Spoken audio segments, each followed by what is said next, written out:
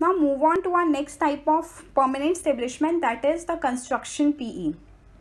A building site or construction or installation project constitutes a permanent establishment only if it lasts more than 12 months as per the OECD model and the time duration is 6 months as per the UN model. This time duration varies as per the respective DTAA applicable on the foreign enterprise. So for the time period, you have to refer the particular tax treaty or DTAA of the foreign enterprise, because OECD model is only a recommendatory kind of a model, and in the practical situation we have to refer the DTAA. Now, a building site or construction or installation project includes a construction of roads or bridges, renovation, laying of pipelines, excavating or dredging, installation of new equipments in an existing building or outdoors, on-site planning and supervision of the construction of a building. These all the activities are included in the construction PE, and for the time period you have to refer to the respective tax treaty according to the tax jurisdiction of the foreign company. There is an important issue in the construction PE that is described in the OECD commentary on the measurement, and that is the measurement of the time period. In a case where the contractor subcontracts some part of a project, the time period spent by the subcontractor working on the building site must be considered as being the time spent by the general contractor on the building project. And if the subcontractor himself has a PE at that site, example, if the subcontractor time period exceeds 12 months or any of the time period as specified in the tax treaty, then that subcontractor also has a construction PE. So you have to understand all these concepts, or you have to apply all the conditions before understanding whether a particular business transaction is involving any risk of making a construction PE or foreign enterprise in India or not.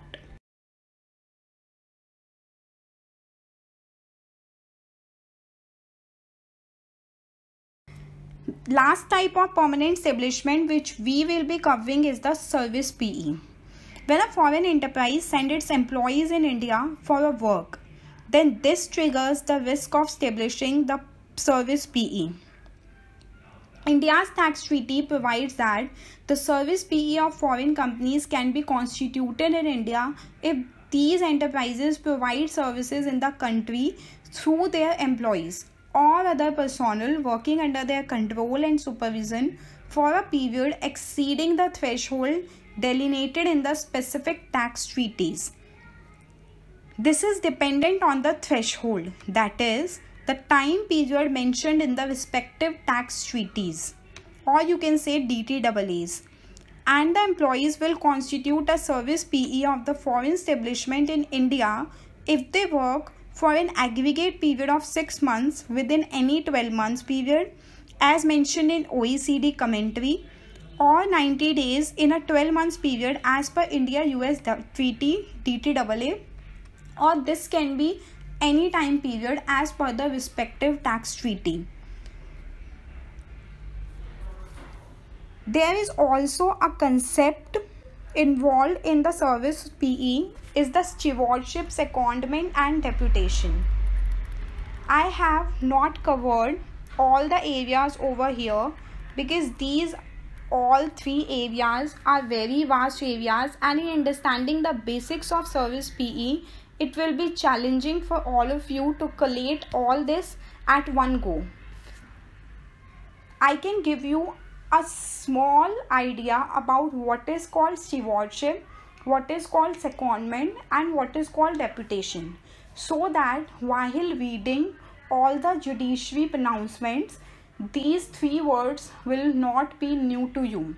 Stewardships are the services that are rendered to protect the interest of the customer or the interest of the principal. For example, a parent company wants to check the quality control in the subsidiary company. So the parent company in the US send its employees in the subsidiary company in India to perform some stewardship services that is not day to day, that does not involve any kind of day to day management services, and they perform these kind of stewardship services in India, and this is excluded. And given the stewardship activities do not lead to the constitution of the service PE, so this term you can say is stewards are typically not involved in the day-to-day management or in rendering the services undertaken by the service provider. So stewardship services are not trigger the service PE implication for the foreign enterprise. Second is the secondment. You must have heard about the secondment concept. Let me summarize it for you with a small example. For example, there is a US company which has its employee, and there is also a subsidiary company of US company in India. So that US company sent his employee in Indian company, and the payroll of the employee of the foreign company is with the foreign company itself. So the employee has a lien on the employment on US company, and he is working for the Indian company.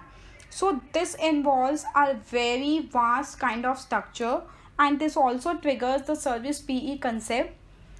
So this is the basic idea about what is called the secondment. Third part is the deputation, where in the previous example the payroll of the employee is with the US company itself. In deputation, the payroll of the employee is shifted to the Indian company. So this is a brief overview about the stewardship services, secondment and deputation.